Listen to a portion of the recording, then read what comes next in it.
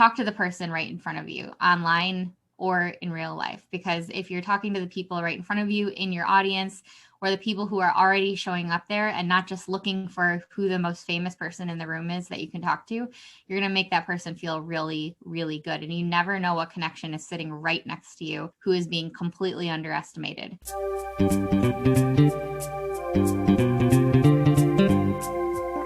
Hi, and welcome to the Innovative Mindset Podcast. I'm your host, Isolde Trachtenberg. On the show, you get my conversations with peak performing thought leaders, creatives, and entrepreneurs. We explore how you can innovate through creativity, compassion, and collaboration. I believe that innovation combined with compassion and creative thinking can save the world, and I aim to bring you ways you can do it too. If you're enjoying the show, I'd be super grateful if you can support it by buying me a cup of coffee. You can buy me a cuppa at buymeacoffee.com/IsoldeT. And now, let's get on with the show.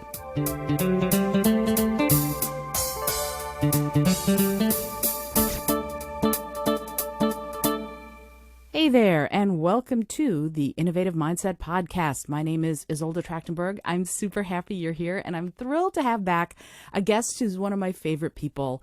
Lauren Davis she's a brand strategist, she's a coach, she's a specialist in all things PR. She's amazing. If you don't know what I'm talking about, you need to go follow her Instagram account right now, because she's incredible. I'm going to give you even more information later, but really first, I just want to get right to the conversation with the amazing Lauren. Hi, Lauren. Welcome. Hi, thank you so much for having me. I appreciate you bringing me back onto the show, and I love your podcast, and I love all of the creative things you do and all of your guests. So it's an honor. Oh, you're so sweet. Thank you so much. So I want to talk to you, actually. Let's just dive right in, because I've been sort of following you and stalking you for at least the last year, and I've watched such amazing things happen for you. And one of the most incredible things is you took a hit podcast and you changed it all up. You pivoted like crazy, and you went from one sort of stream into something completely different. And I'd love it if you talk about that transition for yourself. What led to it? How did it go? And where are you now? I know that's like 14 questions in one, but feel free to jump on in on any of them. Okay, so I'll start somewhere in here, and then you can feel free to ask any questions along the way. So awesome. It all began in early 2020, like so many great ideas did, right? And I started cultivating this idea actually before 2020, in 2019, started cultivating this amazing, what I thought was an amazing idea of a podcast that would talk to the thought leaders that I work with, admire, go to their events, am participating at their event in some capacity. All of these amazing entrepreneurs, they're putting on these events for people to learn more from, get better at building their business, learning how to scale, and marketing and all of those things, right? And so I'd go to these events, and I, as someone who creates a social media event in my own hometown called Social Rock with some amazing powerhouse individuals, I would look at the event from this outsider lens of like, I'm here for the event, I'm here to learn, but I couldn't stop noticing bits and pieces about what made that event special, why people were showing up for that particular thought leader who was putting on the event, whether it was a workshop, a mastermind, or a big event, right? Mm-hmm. A big conference with hundreds of thousands of people. So I started looking at it from that viewpoint. I was like, what makes this event special? What makes people come from all over the universe to come to this event in London or in San Diego or wherever it might be? What is it that makes this thought leader so special? And I thought, I'm going to make a podcast about this. I am going to create a podcast where I sit down with the thought leaders behind these big events or small events or mastermind weekends and kind of get to know what their thought process is behind that event, how they planned it, all the little ins and outs, all the little bits and pieces that we don't see when we see the finalized event, the sound, the technical things, the dream behind the event. why that event is so important to them. Like, I just wanted to like really understand more deeply why these entrepreneurs were putting on these events and what made them so dynamic. And as I was doing that, gearing up to have this podcast about live events and live in-person masterminds and workshops, you know, COVID-19 kind of rampaged through the country and through the world and through everywhere. And so live events were essentially shut down. Yeah. And, you know, when I remember, I think we all thought in March, we thought, you know, maybe this will be a few months and it will dissipate and we'll all kind of go back to normal and events will come back. Maybe it'll be 3 months. Okay, maybe it's going to be 8 months. All right, maybe it's going to be a year, you know, and here we are a year later. You and I are recording this almost a year after the date I started that podcast. So I started it at the very end of February. So this is, you know, we're recording this in the middle of February, and it will be a year since I launched that podcast, and it was called the Business Event Playbook. Mm-hmm. Okay. So any questions so far? No, you're doing great. Okay. I do have questions, but I love the flow of what you're saying. So please keep going. Okay. So as the year started and as we realized that events would not be taking place, I said, you know, what is it that I really do? Like that podcast was awesome because I got a chance to sit down with entrepreneurs who are building these events and really get to understand them, get to know them. But what is it that I really do in my business? What I do is I am a personal branding consultant. I'm a marketing consultant. I help thought leaders understand just how much their online presence matters. You know, because it's so easy to hand your online presence off and to delegate it. But the things that happen online can be the catalyst to your success. Like the way that you show up digitally is so important. So I'm a personal brand strategist, and what all of that kind of stuff, like the event space, had to do with personal branding is that this was one other pillar of building that personal brand. Mm-hmm. Having an event is one way to build your audience. Some people have a platform, they pick their platform, right? Some people have a podcast and that's their main platform. Some people have the stage, they're a speaker, that's their main platform.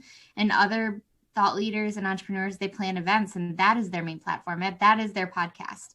That's their blog. That's their YouTube, you know? So I really was like, okay, so this is, what I'm passionate about, deeply passionate about, is personal branding. So I'm going to turn my podcast, the Business Event Playbook, into the Real Personal Branding Podcast. Because as you know, Isolda, and you know, anyone that knows me knows I'm kind of built on this idea of I want you to use social media and I want you to use your digital presence as you would with building real connections in real life. I believe that everyone should, I believe that the reason why social media doesn't feel aligned for some people is because they're not using it the way that we use it in real life, or the way that we make connections and build relationships in real life. And so that's my goal and my mission. And so the Real Personal Branding Podcast just fit. And so now I get to bring those stories to life about events through this podcast. Still, I can pull them through and talk about the platform, talk about the planning of the event, how it all works, how it all comes together. But I can also talk about more things now. I can talk about PR. I can talk about social media. I can talk about how to get better podcast interviews and what to do with podcast interviews after you're on.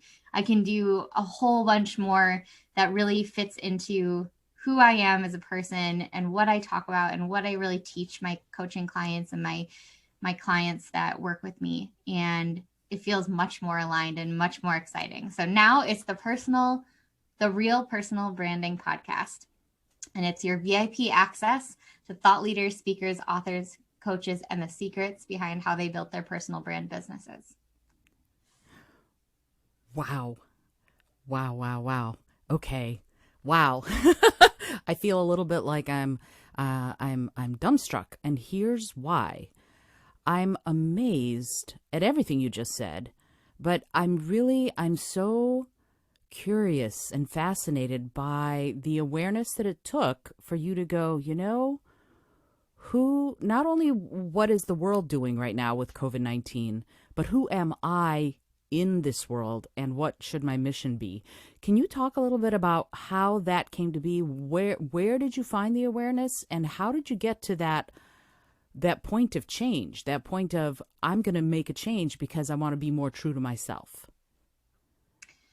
Well, I think that if I'm really thinking about it, I think that as I saw what was happening unfolding in the United States and all over the world, I was mortified, first of all, as someone who, feels feelings pretty hard. I was just very worried about people and worried about, how I could help. Like, I just felt that I couldn't help, and I, like, no matter what I did, I didn't know what I could do to fix anything. So I had been so excited about this podcast, so excited about the launch of it. And as things were unfolding, I just realized, like, this is probably not the podcast for 2020. Right. Because even at one, I did not feel the same about a podcast that outlined every person's virtual event. And people were like, well, just talk about virtual events. I was like, to be honest, like, who wants to listen to 12 episodes about virtual events? No one even wants to go to 12 virtual events. Like, you know what I mean? Like, that's not the point. Like, what I talk about in my podcast is bringing people together and how influential and impactful that can be for your brain and for your brand and for your network and building that, for introducing you to people, for expanding who you are. But what I do think is what 2020 gave us is more access to people. And so for that, I'm thankful. So that's what I started realizing is like, okay, I don't want to have a podcast about virtual events, but what I do want to do is expand my network. And I need to keep this podcast going because it was something that felt so good to me. And I could have just shut it down right there. Like, I could have definitely just quit because it would have been so easy to do that. But I was like, here I am with episodes lined up to release. I have a brilliant network of people that I've met over the years and connected with and become friends with and become close friends with, even some of them. And now suddenly I have more access to people because everyone is all of a sudden online because they don't have all of the in-person events and opportunities that are crowding their mental space.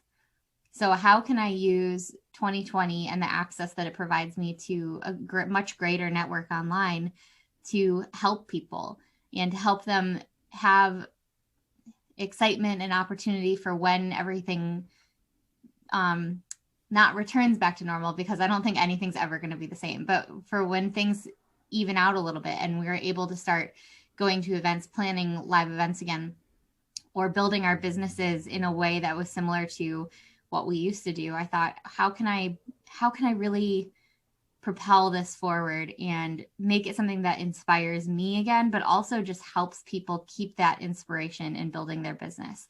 Because so many people got to work when 2020 started. So many people put their heads down and said, hey, I'm getting to work now. This is the time.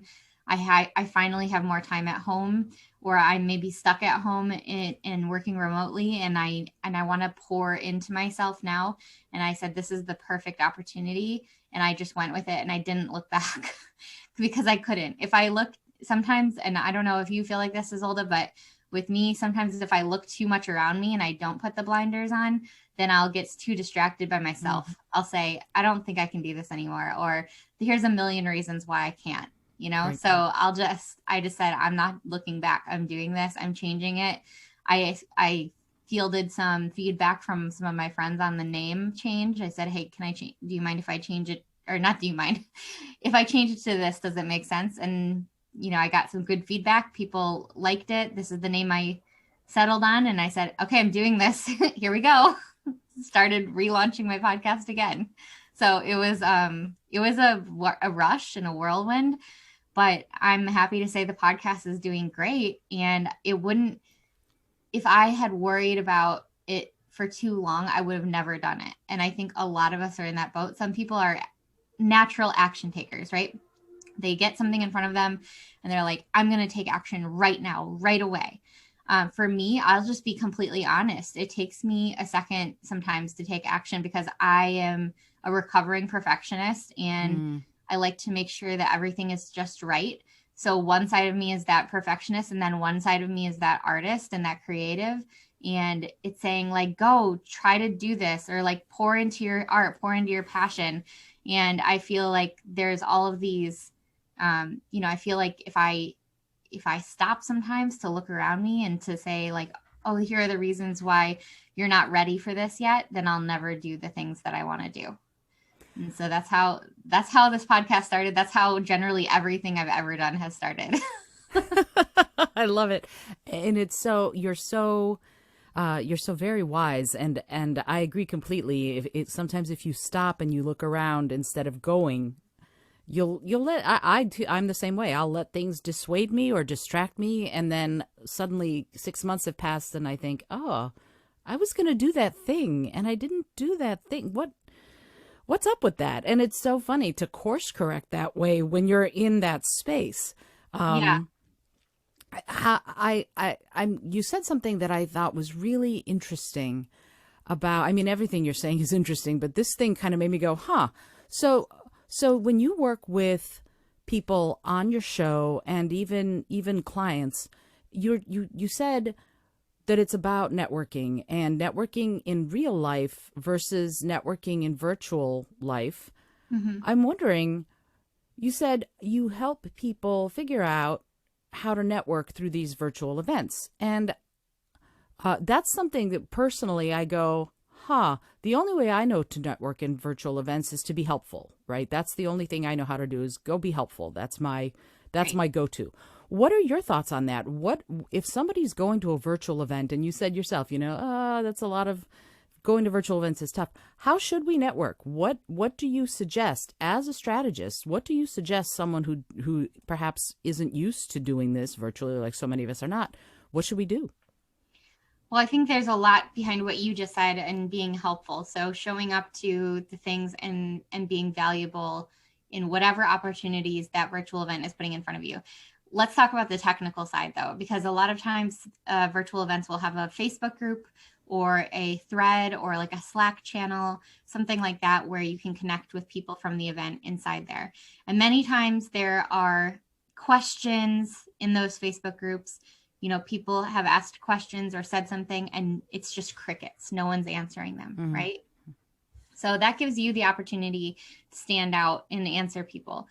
So I always say whenever there's a Facebook group, don't be afraid to be the one person in the room who is liking people's posts, commenting, posting that photo introduction of yourself. Do it because it might feel weird to you or might feel uncomfortable, but everyone's thinking of themselves. They're thinking, I can't post a picture of myself right now because of this reason, and maybe my hair is not perfect, or maybe I don't like the lighting today, or I didn't get dressed for a picture. And whatever the reason that they're coming up with in their head to not participate in whatever group situation there is at a virtual event, they're having that reason about themselves. So if you take that first chance and you do it, you lead the way, and people are going to remember that. Secondly, people are asking those questions, like, hey, what my favorite, an email goes out from the event organizer and it says, post your favorite session in the Facebook group here. And one person does it and no one else does it, and it's crickets. That's your opportunity to make that person feel good about posting. Even though you're not the event organizer, you're someone maybe attending the event, strike up a conversation in the comments of that post. One, it helps the event organizers or the thought leaders putting on the event, and it helps them notice you a little bit more as a leader. And then two, it helps the person who went out of their way to actually post something not feel as alone. And I think if we can, we as human beings, we want things to move fast. We want things to happen quickly. Me too. I always want things to happen faster than they do. And we think, like if you were at a networking event and you walked up to someone and you guys struck up a conversation, and that person was like looking off behind you to like behind your shoulder, looking at the next person they were going to talk to, you wouldn't feel very good, right? So talk to the person right in front of you, online or in real life, because if you're talking to the people right in front of you in your audience, or the people who are already showing up there and not just looking for who the most famous person in the room is that you can talk to, you're going to make that person feel really, really good. And you never know what connection is sitting right next to you who is being completely underestimated. And I know because I've been underestimated 100 times, right? We all have. Sure. Secondly, if you were at a real networking event and you were talking to somebody and they just walked up to you and they pitched you and then they walked away, like, what are the chances that you're going to ever talk to them again? You're just not going to, right? But in LinkedIn or on Facebook or on Instagram, we get these direct messages every day that are just straight up pitches. They're just like, hey, buy my thing, or hey, can we set up a phone call, or hey, fake warm greeting, can I talk to you about this? You have 15 minutes. And then they keep bothering you, pestering you without you ever showing any mild interest besides accepting their friend request, which is basically like saying hi. So don't be that person at the networking event. Don't be that person that comes up and shoves a business card in your face and pitches you and walks away. Like, this is not going to work out. This relationship won't work out. Third, if you go to a real networking event and you walk up to someone and you strike up a conversation and you are warm to them, they are warm to you, you understand each other's interests a little better, you clink glasses, and you understand what each other does. Maybe you add each other on Instagram that night or on Facebook, and then the next day you email that person and say, hey, it was so nice meeting you. Do you want to meet for coffee to chat about more of what we talked about at the event last night? Sure, that sounds great. You meet up for coffee, you kind of connect there, and then you decide to do business together. And it takes like so many different touch points to get to that coffee shop where you're doing business together. But for some reason online and in online networking, we think that it's going to happen immediately. Like, it's going to happen on that first message after I accept your LinkedIn request. No, it's not. So you have to, if you're struggling with social media and you're saying, why isn't this working for me? This course or this growth hacker told me that all I have to do, it's a numbers game, and all I have to do is message 100 people, and eventually someone will say yes to a phone call, and then I'll be able to get them on a sales call. If it feels not aligned to you, that's probably because that's not how you make relationships in real life. That's so true. And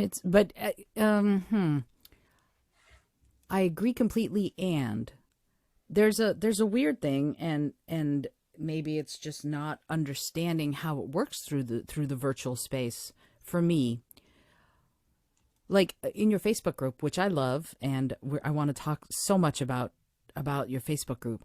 One of the things that you did it gave me the warm fuzzies, and I loved it. So I was pretty active in your group, and you did a sort of a recognition post that said, hey, the most active person in the group is Isolda, which I thought was really sweet. And so that's a testament to you and what you do, which is you pay attention. You recognize the people in your space who are participating.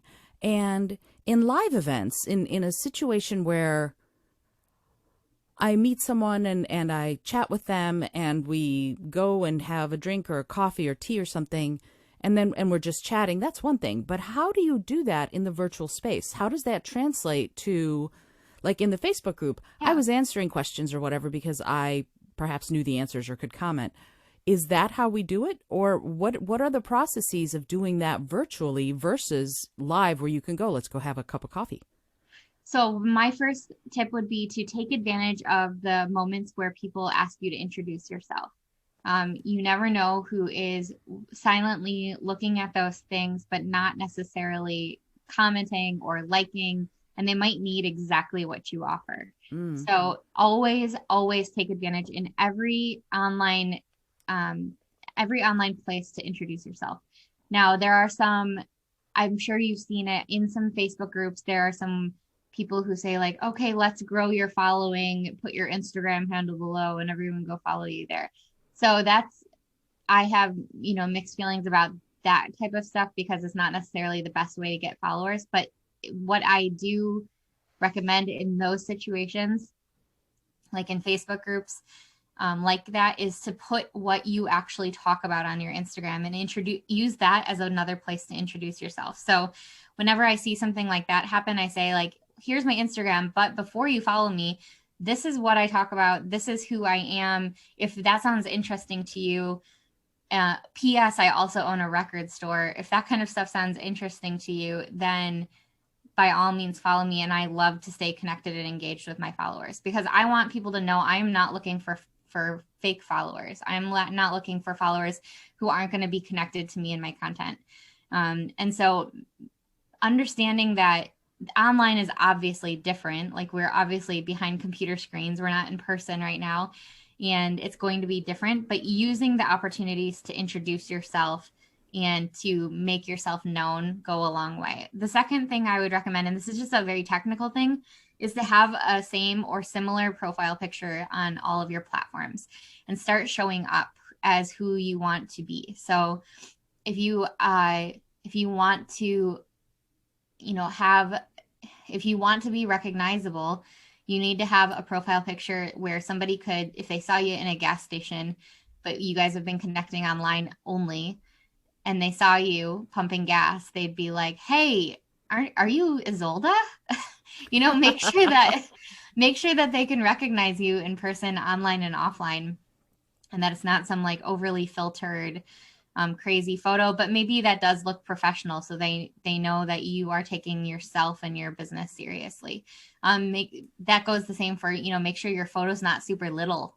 So people can actually see you, like make sure it's not like you as a silhouette or something. You want people to be able to recognize you if your goal is to build a personal brand. Another way to take things a step further to network is if you are really interested in what someone is doing. Okay, let me start. Let me rewind. Don't network just to network. Network with people you're interested in, because then it will feel much more aligned for you. So Isolde, if you were in my Facebook group, which is called Understanding Social Media Marketing for Entrepreneurs. And it's fabulous. Thank you so much. That is something that I love. Like I love that Facebook group to pieces. It's a free Facebook group, and I just talk about social media tips, but I just think that it's such a dynamic group and it's mind-blowing the amount of interesting people in there. But anyways, I got off subject here. So if you were in one of those threads and someone was introducing themselves and they were like right up your alley and you were like, this is so cool, this person is so interesting, then I would even go so far as to, if you had a question for them or if you wanted to know more about their business, just like you would at a networking event, you could message them. You could say something to them in a message. You could say, hey, I was just saying hi from Lauren's Understanding Social Media group. I love what you do, and it sounds so interesting. Can you tell me more? Or would you like to be on my podcast sometime? Like, feel free to do stuff like that. I've actually seen people in the comments inside the Facebook group connect and open up the relationship to have a podcast interview. I think it was Bob Gentle and Sean Osborne. They connected in my comments in the Facebook group. They had never met before, and now Sean has been a guest on Bob's podcast, and I think maybe the other way around too. And I'm just like, it's mind blowing, right? Like the access we have to people. Bob lives in Scotland.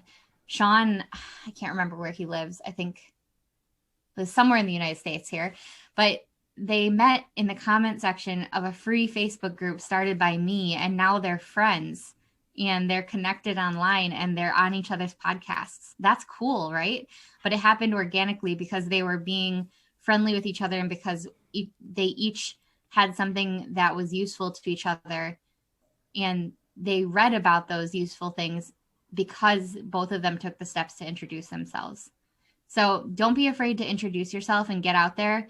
And I would say make relationships and network with people without any expectation of anything in return. That would be my biggest tip in life, is to make connections with people and broaden your network without expecting anything in return. Yes, yes, yes, yes, yes, yes. You're singing my song all over. So yeah, I love what you just said about no expectations. I think that's incredible. And I agree completely. And here's something that's interesting about what I just heard you say. You said feel free to comment and network in these Facebook groups, and I'm wondering, is that the norm? Like, one of the things that you see in some of the Facebook groups I'm in is, you're not allowed to do that. You're not allowed to take things offline. So and talk, talk to someone because you've found something that they're doing really cool. So you're always allowed to network and be kind to one another and get to know each other and ask questions. You're not allowed in lots of Facebook groups to promote yourself. So if you were like, they were like, tell me more about what you do, and you were like, I have a podcast, here's the link to my podcast, that would probably be deleted by a lot of moderators and a lot of different Facebook groups. But if you're like, I have a podcast about this, and they're like, oh my gosh, that is so interesting, how cool. Like, what are the rules that someone can't message you and say, what's your podcast called, I want to go check it out? There's no, like, you can't put a rule on being a human. You know what I mean? I agree. So yeah, like I would say as long as you are following the moderator's rules inside the group, which every moderator has different rules for different reasons, and I'm sure they're all well, like they're there for a reason. I don't recommend going against their rules in any way. Answer in a way that follows their rules, but if you were interested in someone and they were your perfect guest, what would stop you from messaging someone and saying, like, honestly, I loved the conversation that we just had in this room, and I would love to have you on as a guest on my podcast. I think that there's, taking that offline or out of the group is not anything bad. That's the reason why those groups exist, is to help you connect with other people, and to help you most of the time connect with that thought leader as well. But maybe I speak for myself, but I don't really want overly promotional posts in my group. I don't want it to be a constant promotion. And if you notice, I hardly promote anything I'm doing myself in totally that group. True. I'm much more worried about cultivating a growing and engaged Facebook group where people can learn how to use social media for the benefit of themselves. But that being said, if there's something to promote and somebody has something that they'd like to promote and they ask me, I'll figure out a way to weave it into what I'm doing. Or I'll work with them to figure out how to let that be something that the community can use. That being said, not every Facebook group is going to be that way, but follow the moderator's rules, but don't let that stop you from showing your personality, commenting on other people's things, asking them questions about themselves or about their business. It doesn't mean that they are going to promote or use a link or anything like that. It could just be a real question if you're interested in someone. And I don't think that there's any harm in that, as long as you are following the moderator's rules of what is allowed or not allowed in that group. Yeah, that makes a lot of sense. And I'm using myself as the example here. And I want to talk more about why you started the group, what led you to starting the group. What's interesting, I ran across this website recently, which allows you to test what your website would look like to people who are colorblind in different kinds of colorblindness. Oh, cool. Yeah. And I posted it to Understanding Social Media in your group. And a lot of people came to me and were like, oh, I had no idea this even existed. And I thought that was so cool that you didn't bat an eye. You went, absolutely, this goes into the group because why? And the question that I have for you is, what makes you decide if somebody wants to do something like that? What decides you on, yes, I'll allow it, no, I won't? I want to make sure that everything in my group page, as a moderator, as an admin of it, and as the creator of it, I want to make sure that everything is valuable to people. So when I see something like that, I think, a lot of the people in this group are building businesses, they're building their websites, they're working with a web designer right now. They might need this resource. They might need it as a tool. And I guess I'm just very human centered in that way, that I want to make sure that everything that comes out of that group is going to be valuable to most of the people in the group. So I don't have any like check boxes that I run it through or a filter necessarily right now. Mm-hmm. I just like to make sure that whatever someone has is going to be useful to the majority of the group members. And I thought that was valuable. It's inclusive. It is welcoming to people who have, who struggle with color blindness or who were born that way. And it was, I thought it was a really valuable resource. So I just wanted to make sure that anyone who needed it could use it. And I know that I've thought about that as a designer, my start in design, I've thought about that often. Like, I wonder what this would look like to somebody who is colorblind, because I don't want it to not look right to them. I don't want to not look the same. And so when I saw that, I was like, hey, this is something I've thought about a lot. Thank you for sharing that. And so, yeah, I was very appreciative that you shared it.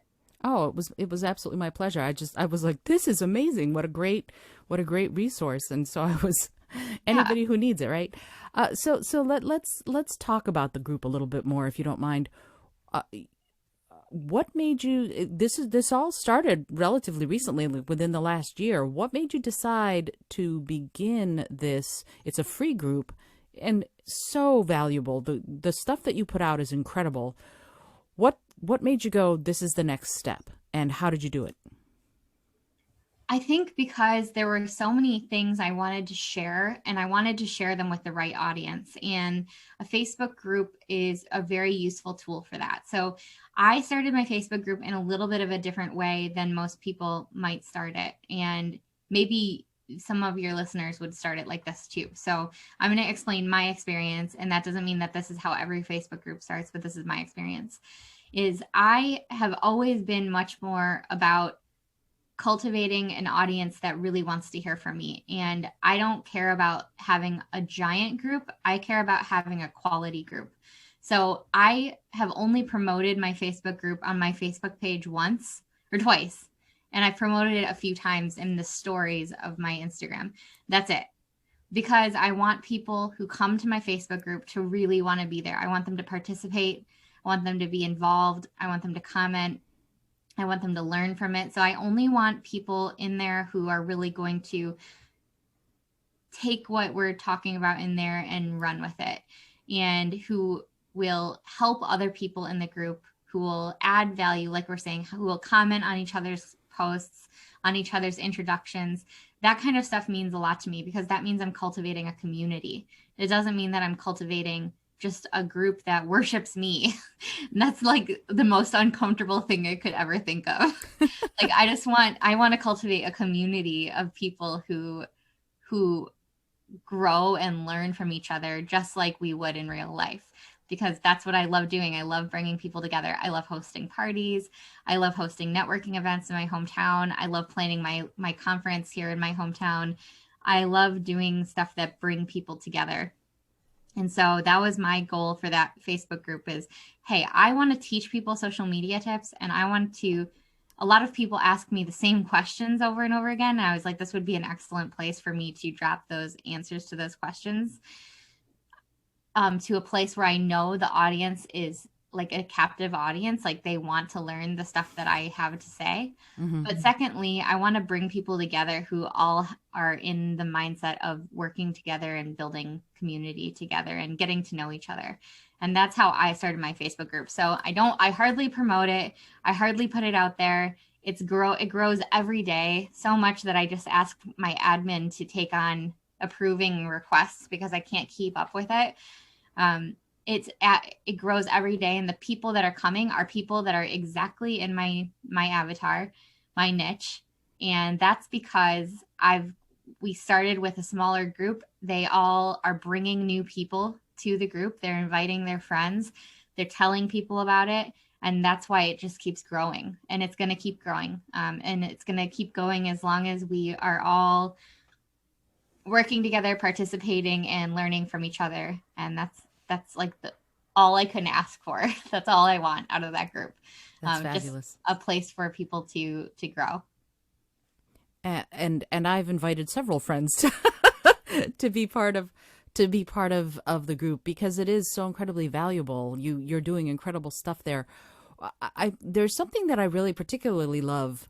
In addition to the opportunity to make new friends, which is always really cool, I love your approach to new tech, new apps, new avenues. You put out these videos, and this is how you use Clubhouse. This is how you use this. And the question I'm wondering about is, how do you decide which new app to do one of these videos on? Because there's new social media apps coming out every day. Yeah. How do you decide? And how do you approach learning them? And how do you approach teaching them? Again, 14 questions in one. Okay. So how do I decide which videos to put out there? That's a really easy one for me because it's usually like this. It's like I wake up and there's a wall of people asking me the same question. That's when I decide to make a video. That's when I'm like, okay, I'm going to make this video. Or when it's like 10 people in one day have asked me, Lauren, how do I use Clubhouse? Like, what do I do? Or Lauren, how do I use Business Creative Suite on Facebook? So it's like those types of things. I either that or I wake up one day and I say, I see that something has changed and it excites me and I want to put something out there, and teach people how to make their lives more efficient using social media. Because while I want people to be more human, there are some little things that can make a huge difference in your online presence that can make you more efficient. So I do like to save people time, even though I want them to be more human. And the second part of the question was, how do I adapt to new technology and new apps as they're coming out? So first of all, remember I told you sometimes it takes me a second to take action, right? And that's because I'm in learning mode, I would say. And so many times before I get that wall of text saying, can you do a video? I've already been in research mode for a few weeks or a few months. I would say I've been in research mode with TikTok for like a really long time. Since my, young niece and nephew and other people started talking about TikTok, I was like, oh, this is going to be huge. I need to start paying attention. And so I've just been learning how it works, like learning for whenever I dive in, or if I don't dive in and I want to teach other people how to dive in, that's still also, that's also still important to me. So I love learning. I love adapting to new things. And I also think that we all have this ability inside us to either look at innovation and say, this is cool, I am excited about the future, or we can say, oh, pish posh, that's never going to work out. And with social media, traditionally, we have, as a society, we've said, oh, Instagram's for teens, Facebook's only for college students, TikTok is only for Gen Zs who dance. Like it just drives me freaking crazy to hear stuff like that, because the more we say stuff like that, the less likely we are to adapt to new things in the future. And it's moving at the speed of light. It's never going to stop. So we have to look to the future and say like, oh, this is interesting, instead of saying, oh, no way, say, oh, this is interesting, and then start learning and lean into it, even if it feels weird to you, just like try to understand why people are there, what their behaviors are there, why they're using it, what kind of joy it brings them. If you can understand those things, then you can start to understand the platform. So that's what I do. I usually research for a while and then I talk about it, because I never want to give out information that is not real, or that is just like some kind of information that someone says is going to work, like a hack or something like that. I don't like doing stuff like that. I like giving out real information about how things actually work. And then that's when I decide to talk about it or to teach it, is after I know it through and through, and I'm not giving it out any information that I'm just guessing on. I mean, it makes everything so, in many ways, simple, doesn't it? It's like what they say about lying. If you tell the truth once, but you lie every day for the rest of your life. Yeah. It's interesting though. You brought up TikTok, and I'm one of those people. I've tried to use TikTok, but I don't understand TikTok. So I'm avidly waiting for your how to use TikTok video. But what it calls to mind for me is that feeling of being awkward. I wouldn't break out in a dance in real life unless I've had some wine or something like that. But how does someone, how do you be authentic? How do you be real when what you're feeling is awkward? And as a personal thing, like, oh, I'm personally awkward. I'm personally awkward every single day, all the time. That's not a problem for me. I accept that. But in your business, that's something that feels like you don't want to be as awkward. So how do you reconcile those in your business, and also when you're guiding other people in theirs? Well, just like in real life, there's like people who have different interests in different things. And most of the algorithms on these social media sites are designed to put the things that are interesting in front of you. So when TikTok came out and the mass public thought like TikTok is just for dancing, it's not just for dancing. Like there's plenty of business content on there. There's plenty of entrepreneurship content. And the more you pay attention to that stuff, the more the algorithms on those platforms are going to put it in front of you. So a great example of this is my friend Alan Langer. He is a sales expert. He teaches people how to sell things. And he is like, in a matter of a couple of months, just being super consistent on TikTok, has kind of figured out his lane and has landed on a whole bunch of different, he's like, the algorithm is putting him in front of the right people. So it's putting him in front of people who want to be better at sales. He's not dancing. He's not doing any of the like dancing type style videos. He's actually seems to be telling a story in most of the videos, or telling a tip, or giving a tip. And that's something that we can all get behind. You probably didn't feel that great at podcasting the first couple episodes that you did it, or you probably didn't feel great performing the first time you performed. You probably felt a little bit awkward, right? Sure. So it's about choosing the awkward that you want to participate in. And you don't have to be on every platform, of course. You can be on the platforms that you choose to be on, but you can always adopt things, and you can always look at them and say, hey, this is really exciting and it's new, and I want to see if there's anything on here for me, and just kind of work towards it and try it out a few times, see what works for you. I remember, I have a friend who has 180,000 followers on Instagram, but he only has 500 followers on TikTok. And that's probably a little humbling for him, right? Like, okay, he's got a huge audience over here, not such a great audience over here, and he's still figuring out how TikTok works for him. So there's always a little give and take. You're not going to be perfectly good at everything the first time. I know this for sure. My TikToks are mostly about my dog, and there's very little traction on them. And that's fine with me, because right now I'm just learning. I'm just like soaking it up and saying like, okay, I want to see what people in my space are doing on TikTok. I want to see what people in personal branding, in social media, in all of these different things are doing on TikTok. Don't worry so much about getting behind don't worry about getting behind.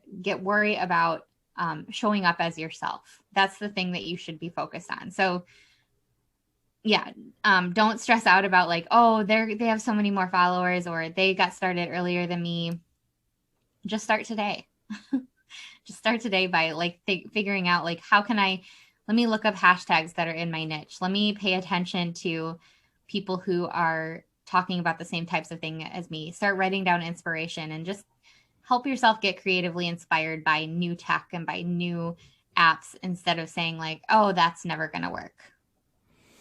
And not for you, for everyone. No, totally. Yeah. But it actually, it applies to me too. And it's not that it's never going to work. It's more, I'm never going to have time. You Yeah. know, that's something that I struggle with respect to social media in general, and that idea of like, oh, oh, there's this cool Instagram thing I want to do, but then there's a TikTok, and then there's a Facebook, and then there's a this, and then there's a that. What is your recommendation for people who feel fried by something like that? By how many different uh, apps there? Like I was listening to John Lee Dumas talk about this yesterday. He said, Clubhouse is really great about certain things, but can also be a real time suck because you can just start listening, and all of a sudden 4 hours have gone by, and you didn't get done the things you wanted to get done because you were so busy listening to Clubhouse. So what are your thoughts, and what are your tips for staying true to whatever social media you decide to do? Yeah, that's a great question. And I fully agree that social media can be a time suck. So what I recommend is using a timer. And I know you're like, oh my gosh, really? But for real, use a timer on your phone, set a timer for yourself, or even block it into your calendar. I have times that I'm going to be on Clubhouse that I have blocked into my calendar because otherwise I will be on it forever. And I've gotten sucked in before, been in there for a few hours, and you have to kind of actively listen when you're there. So totally understand that question. What I recommend is that you choose two platforms to start. So you choose one platform that makes social media super fun for you. So I think for Alan right now, that platform that I was talking about with TikTok, that platform would be TikTok for him because he's seeing growth, he's seeing excitement, people are commenting, he's having fun. And then you choose for the second platform, you choose the one that your audience is best showing up on. So he's got a huge audience on LinkedIn too. So I guess that's his second. I have no idea, Ellen, if you're listening. Sorry for using you as an example, but I would say choose two platforms, and one is the one that you have the most fun with, it makes you say, I want to open up my social media and look through it for a while, and then choose one where your audience is going to show up the most. Once you can master those two platforms and you have it down to an efficient schedule, efficient timing, then feel free to pull others in and start using others and learning others better. But don't worry yourself about trying to split your time between all of these platforms. Pick whatever amount of time you can be consistent to weekly, because on every platform across the board, consistency is one of the biggest factors in how your content is spread. So pick whatever you can be consistent with on Instagram, Facebook, LinkedIn, TikTok, any of the platforms. Pick consistency, and then pick out an amount of time that you can spend on it. And after that, just learn those two platforms and then add more on afterwards.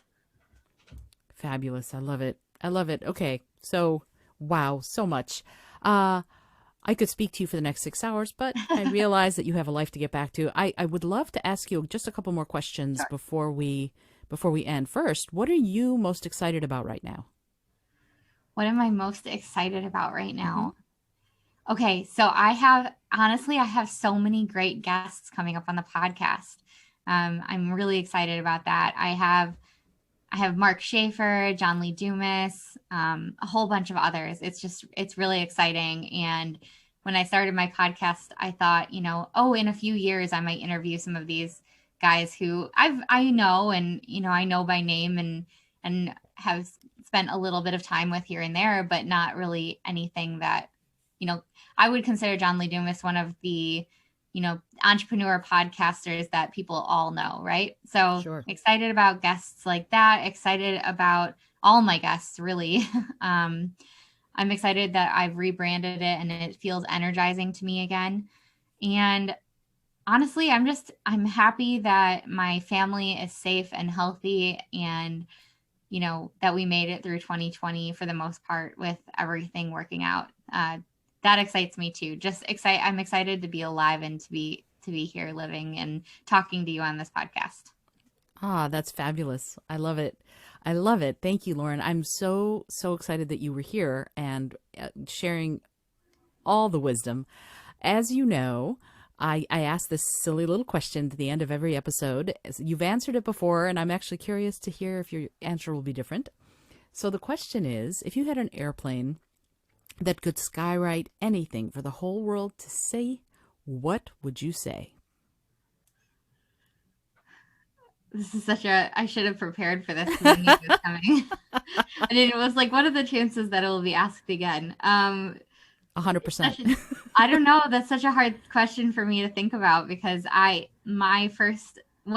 first time I was on your podcast, I said I'd put my Instagram handle, and looking back at that, I was like, oh, that sounds so promotional. But what I really mean by that is that I want to get connected with people. You know, it's like, that's super important to me, is to keep connecting with people. So, you know, anyone who's listening to this podcast today, like, I want to hear from you, you know, like, I really do. It's not an act or a game or, you know, a joke to me. It's like every interview I do, I hope that I'll make a new friend out of it, whether that's the podcast host or that's somebody that's been listening.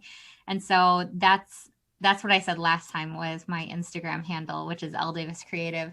I think if I could write anything across the sky, I think I would say, I think it's as cheesy as it sounds. I think it would say, be kind to each other, because what I keep seeing is just this ability for us to tear each other down everywhere. And it's been a rough year. It's been a rough couple of years, I think, for a lot of people. And I think that being kind does not always mean being nice. It means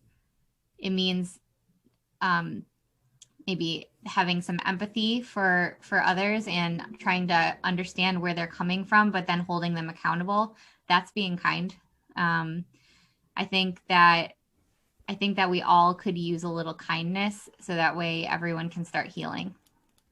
And that's what I would want to put up there as a message. I think that if I looked up into the sky right now and I saw that, I would say that would make me feel happy.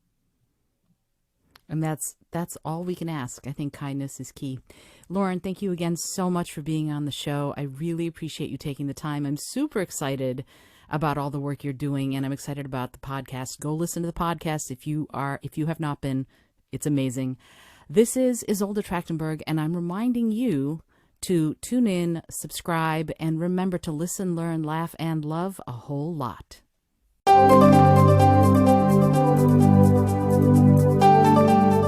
Thanks so much for joining me today. I really appreciate you being here. Please subscribe to the podcast if you're new. And if you like what you're hearing, please review it and rate it and let other people know. And if you'd like to be a sponsor of the show, I'd love to meet you on patreon.com/innovative mindset. I also have lots of exclusive goodies to share just with the show's supporters there. Today's episode was produced by Isolde Trachtenberg and is copyright 2021. As always, please remember this is for educational and entertainment purposes only. Past performance does not guarantee future results, although we can always hope. Until next time, keep living in your innovative mindset.